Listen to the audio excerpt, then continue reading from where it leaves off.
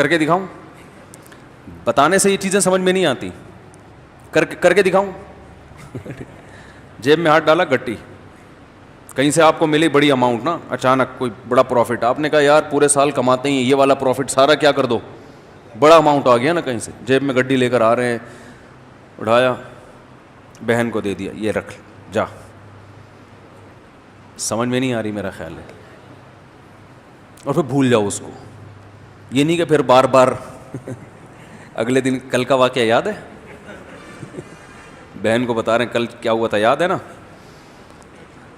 تو ایسا نہیں کرو. ایسے نکالا. نبی صلی اللہ علیہ وسلم نے امی عائشہ کو کیا فرمایا؟ لا تو کی فیوقع علیک، روکو مت، اللہ بھی روک دے گا. ٹھیک ہے نا. تو حساب کتاب بھی کرنا چاہیے، گھر کا خرچہ حساب سے چلانا چاہیے. آپ کو پتہ ہونا چاہیے آپ کی منتھلی ارننگ کتنی ہے اور گھر کا خرچہ کتنا ہے. میں نے پتہ ہے کیا ہے، میں نے پورا ایکسل پہ اپنے گھر کا سارا سیٹ اپ بنایا ہوا ہے. ارننگ ایک خانے میں لکھ رہا ہوتا ہوں، جو ایکسپینس ہیں وہ جتنے بھی ہیں وہ سارے، ایک گھر، دو گھر، تین گھر اور اپنا ذاتی، ایک خالی ہے ابھی، سمجھ رہے ہو؟ ایک کیا ہے؟ خالی ہے. پتہ نہیں کوئی لفٹ ہی نہیں کرا رہا. خیر، تو پورا میں حساب رکھتا ہوں، یہ میری ارننگ ہے، ٹھیک ہے نا، یہ میرے پہلے گھر کا خرچہ، ہر چیز اس میں ڈل رہی ہے. اس کا طریقہ آپ کو بتا دیتا ہوں. یہ چونکہ ہمارے مذہب اور دین کا حصہ ہے یہ چیزیں، اس لیے یہ بتانا ضروری ہے تاکہ آپ کو پتہ چلے کہ آپ کے بنیادی خرچے ہیں کتنے، پھر آپ اس حساب سے صدقہ بھی کر سکتے ہو.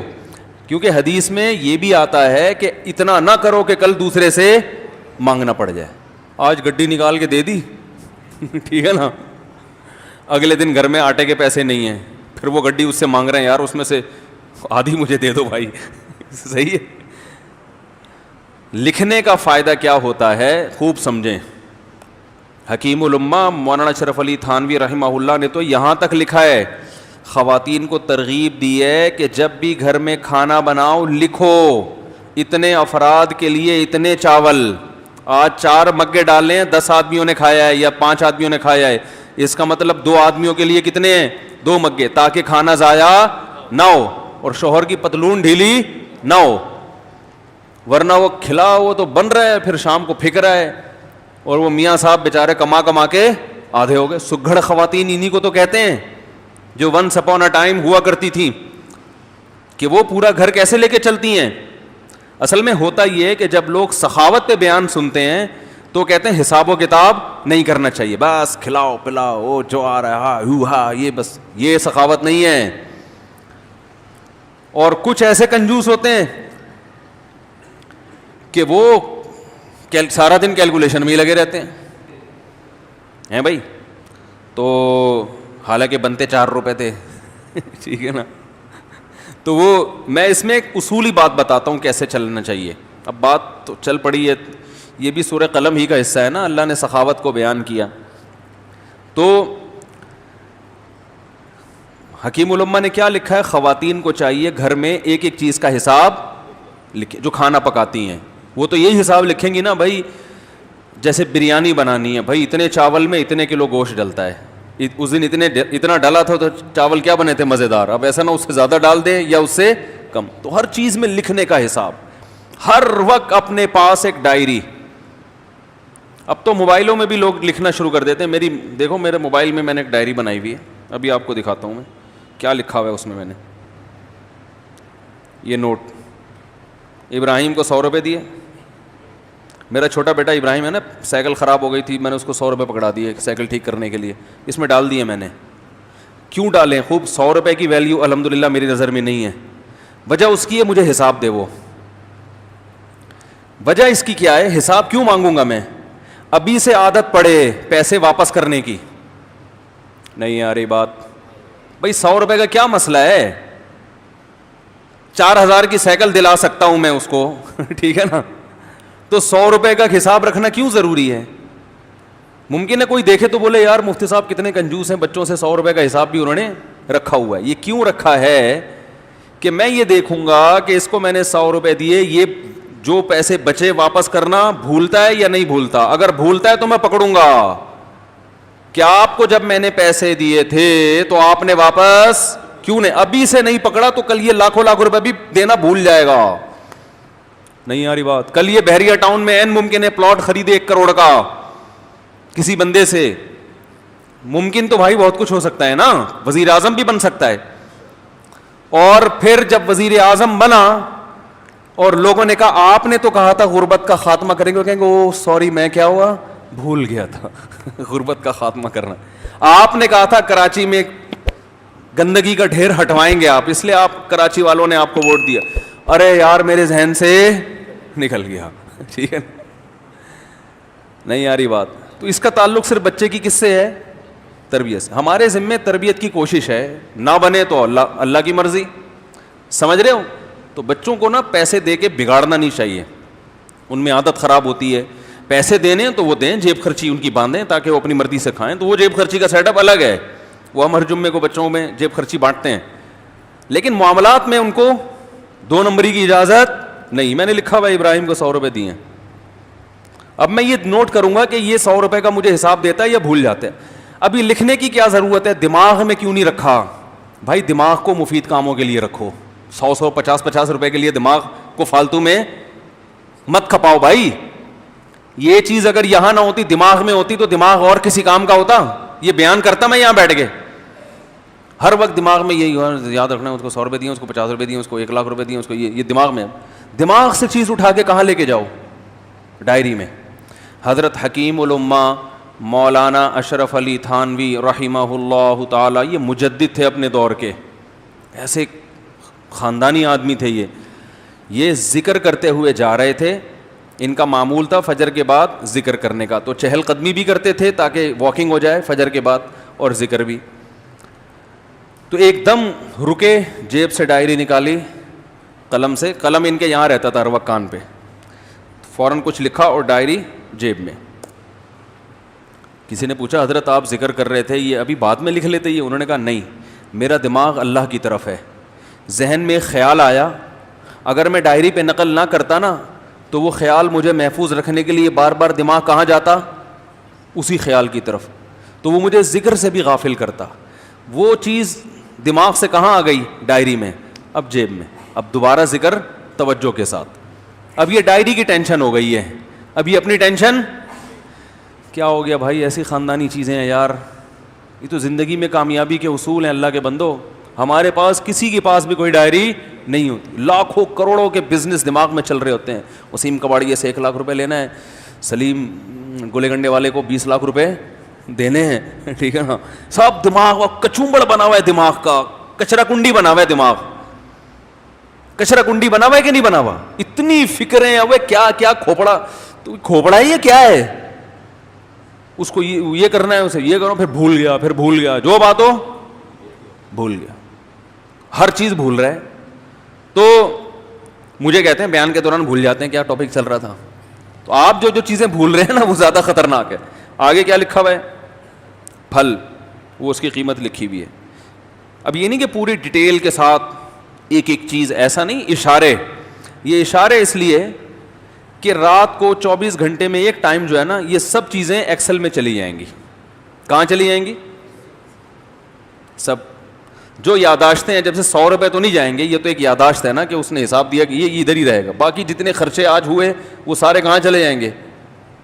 وہ آفس کا جو سافٹ ویئر آتا ہے نا خرچوں کا, 1 گھر 2 3 4 جو بھی ہیں, اللہ توفیق دے, تو وہ سب اس میں ڈال دیے. اس سے کیا ہوتا ہے بھائی؟ بدگمانی سے انسان بچتا ہے.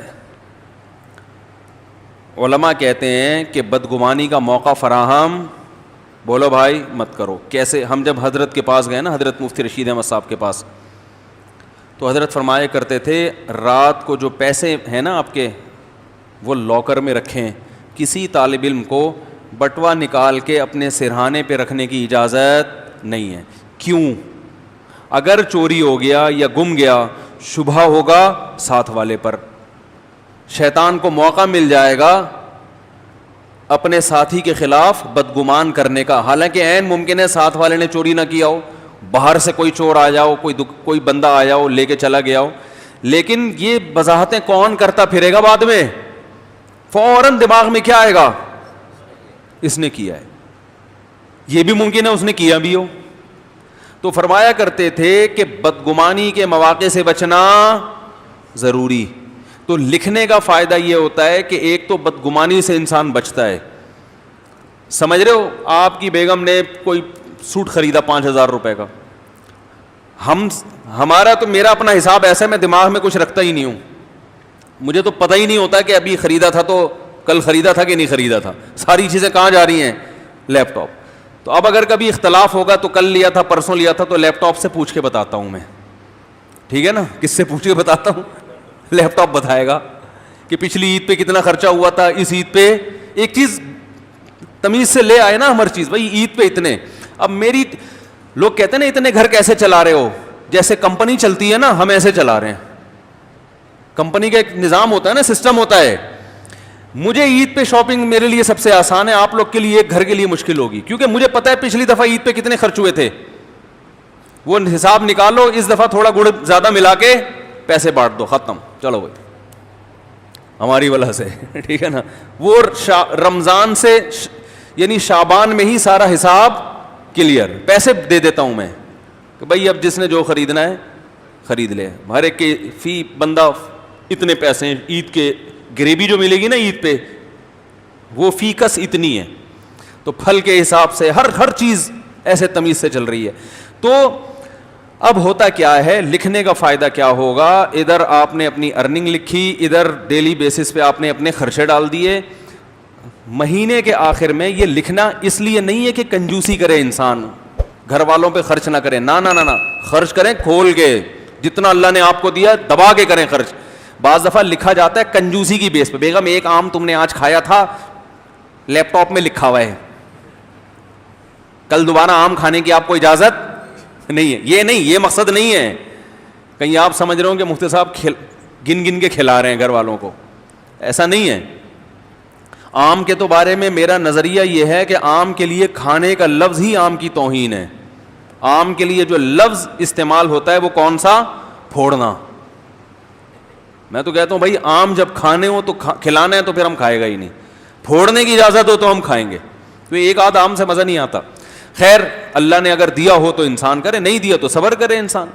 تو اس کا فائدہ کیا ہوگا؟ جب آپ یہ ہر چیز لکھیں گے تو آپ کو پورے مہینے اندازہ ہوگا. ایک فائدہ یہ ہوگا کہ آپ کے خرچے آپ کی ارننگ سے کم ہیں یا زیادہ.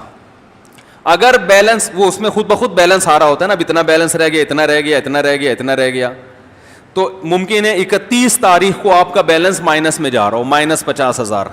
اس کا مطلب آپ سے بڑا بیوقوف دنیا میں کوئی ہے ہی نہیں, کیونکہ دنیا میں جس آدمی کی کمائی کم اور خرچہ زیادہ, اس کا مطلب وہ اپنے آپ کو بھیک مانگنے کے لیے تیار کر رہا ہے, باتیں چوتھی شادی کی کر رہا ہے, صحیح ہے نا.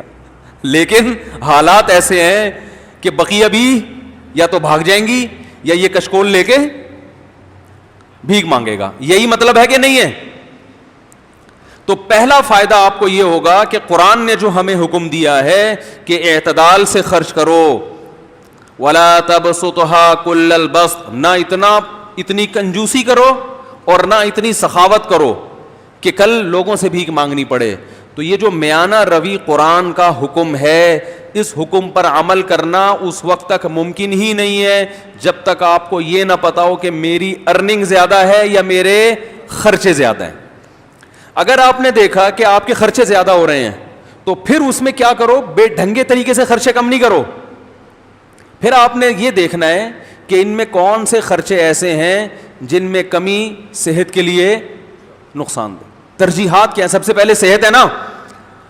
ارے کیا ہو گیا, تو اب آپ نے کیا کیا, فروٹ کا خرچہ کم کرنا شروع کر دیا. نہ بھائی بچوں کے کھلونے نکال دو یہاں سے, خرچوں میں کھلونے آ رہے ہیں نا. سائیکل کیا کر دو, بھئی یہ 4,000 کی سائیکل نہیں بنتی, آئندہ یہ نہیں ہوگا, ٹھیک ہے نا, نکالو اس کو, ٹھیک ہے.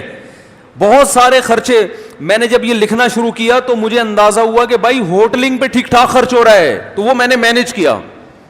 ہوٹلنگ نہیں نکلنے لونڈے لپاڑوں کے ساتھ, ہمارے بھی ہم دوست ہیں, وہ نکل گئے وہاں جا کے کھا رہے ہیں ادھر, یہ شنواری پہ کبھی بکرے کے وہ چانپے پھوڑ رہے ہیں, کبھی دیکھا بھائی وہ ٹھیک ٹھاک آ رہا ہے, چانپے وہاں پہ جو ہے نا یہ ٹھیک ٹھاک خرچہ تو میرا کہاں نکل رہا ہے.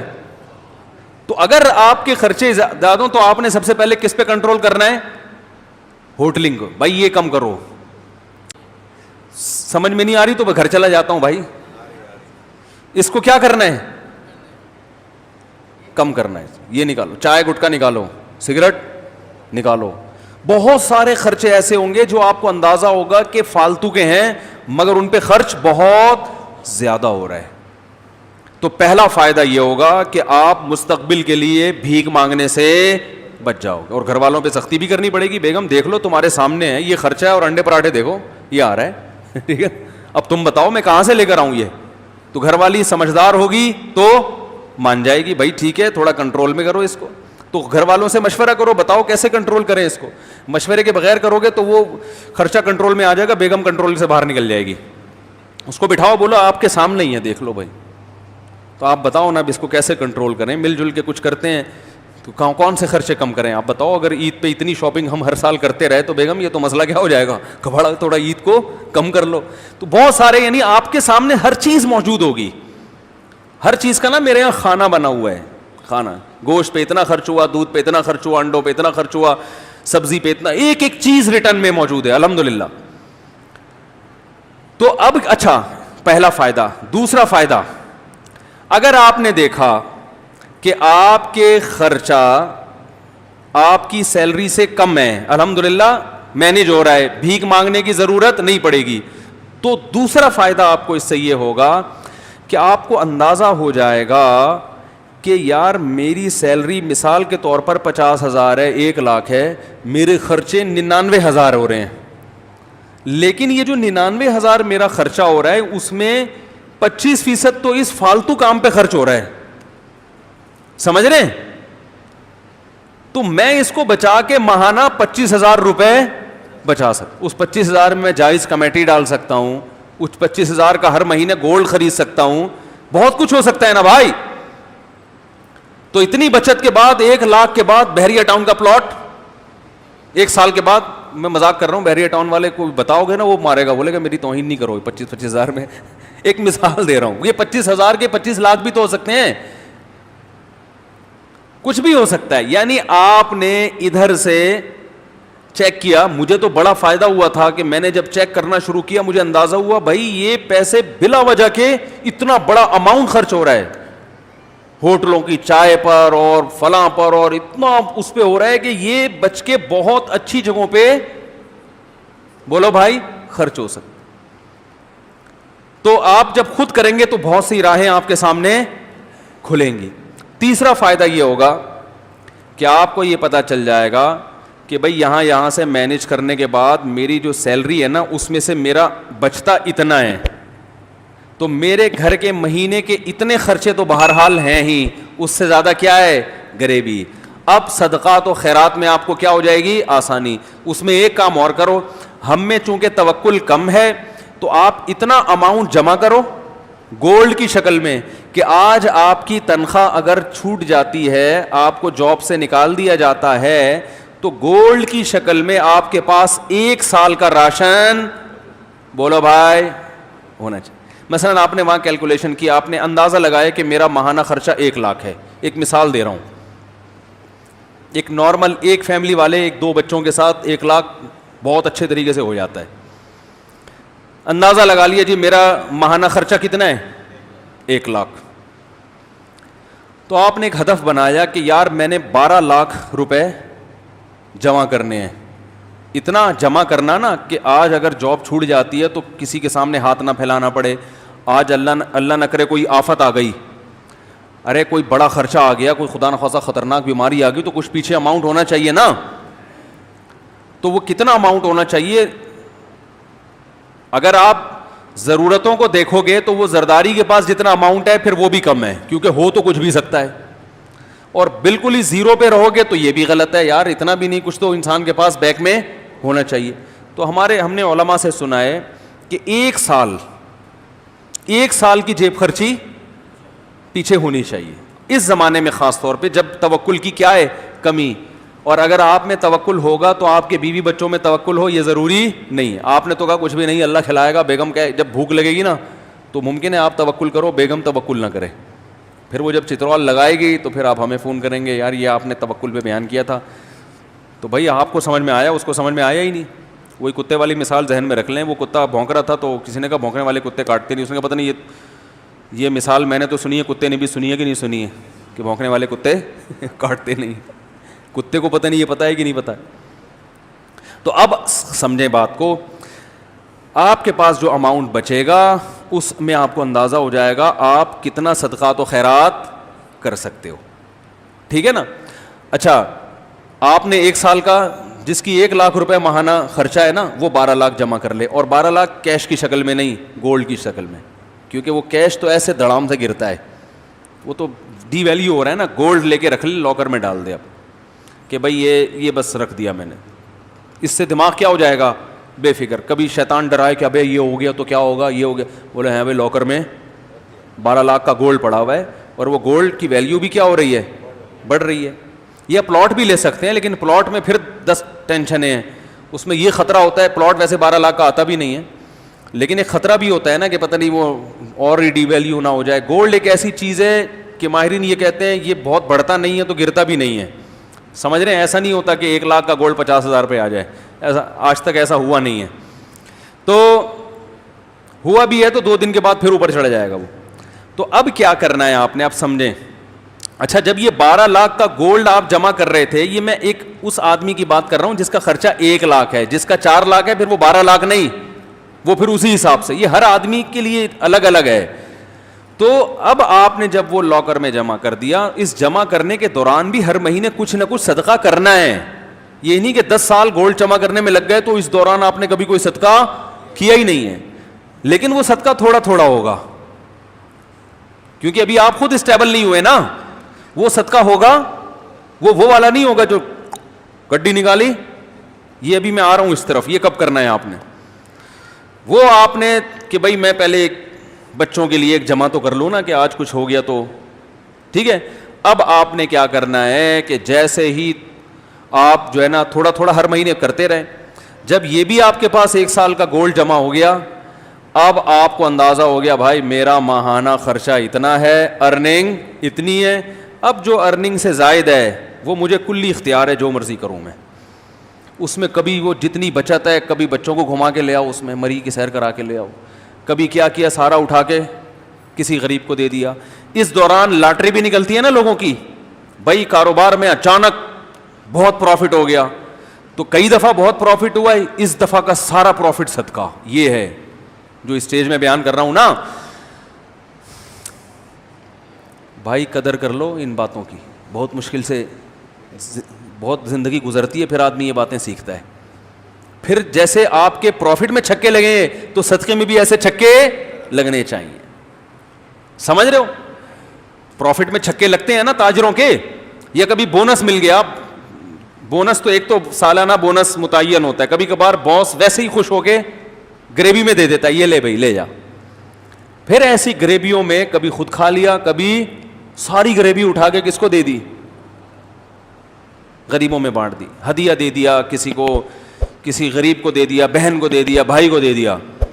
ہمارے ہاں صدقے کے ساتھ جو ظلم ہو رہا ہے نا, دنیا میں کسی کے ساتھ اتنا ظلم کسی چیز کے ساتھ نہیں ہو رہا. ہر چیز میں چھکے لگاتے ہیں ہم. جتنا پروفٹ تھا بیٹے کے ولیمے پہ اڑا دیا, کرتے ہیں نا لوگ. جتنی کمائی تھی آدھی کمائی بیٹی کے جہیز پہ اڑا دی, ہوتا ہے کہ نہیں ہوتا. جتنی کمائی تھی ساری ایک مزاربہ پہ لگا دی, جو اسکینڈل چلا تھا. اس قسم کے چھکے تو ہم مار رہے ہیں بہت. ایسا چھکا سامنے نہیں آتا کہ جتنی ارننگ ہوئی اٹھا کے ساری کس کو دے دی, غریب کو دے دی. یہ بہت کم ہوتا ہے. صحابہ میں یہ ہوتا تھا.